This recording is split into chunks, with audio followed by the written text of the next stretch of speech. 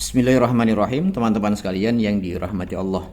Pada video kali ini kita akan berbincang tentang hukum menjalankan puasa sunnah, termasuk puasa sunnah Syawal, padahal belum membayar hutang puasa Ramadan. Misalkan di antara teman-teman di puasa Ramadan kemarin ada yang memiliki hutang. Kalau perempuan ya paling mungkin adalah karena haid, atau yang lainnya mungkin karena sebab safar atau sakit, sehingga di bulan Ramadan kemarin kita punya hutang puasa. Nah, hari ini kita masih berada di bulan Syawal. Hutang puasanya belum dibayar, tapi ingin menjalankan puasa sunnah Syawal. Apakah yang seperti itu dibenarkan atau tidak? Oleh sebab itu, pada video kali ini kita akan mencoba melihat beberapa pendapat ulama yang membahas tentang hukum menjalankan puasa sunnah, termasuk puasa sunnah Syawal, dalam keadaan kita belum membayar hutang puasa Ramadan yang kemarin barusan kita lewati. Baik teman-teman sekalian yang dirahmati Allah, saya membacakan dari kitab Al-Mawsu'ah Al-Fiqhiyah Al-Kuwaitiyah. Para ulama berbeda pendapat setidaknya pada 3 pendapat sentral. Pendapat yang pertama dari kalangan Hanafiyah, pendapat yang kedua dari kalangan Malikiyah dan Syafi'iyah, ini punya pendapat yang sama. Kemudian pendapat yang ketiga adalah pendapat dari kalangan Hanabilah atau Hambali. Pendapat yang pertama dari kalangan Hanafiyah, mereka membolehkan secara mutlak menjalankan puasa sunnah Syawal walaupun belum membayar hutang puasa Ramadan.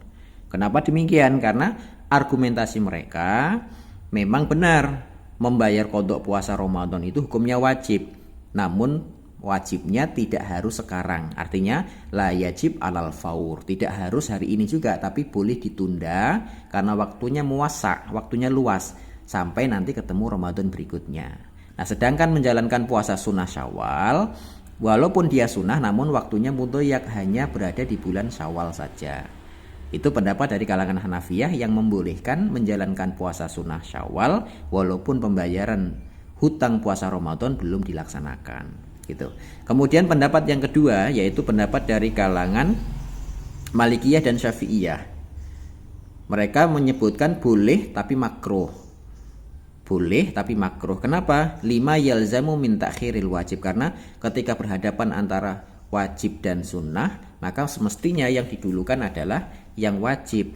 Nah, tapi kalau ini menjalankan puasa sunnah dulu baru kemudian wajib, maka itulah titik di mana disebut sebagai boleh tapi makruh, gitu. Kemudian pendapat yang ketiga yaitu pendapat dari kalangan Hanabilah.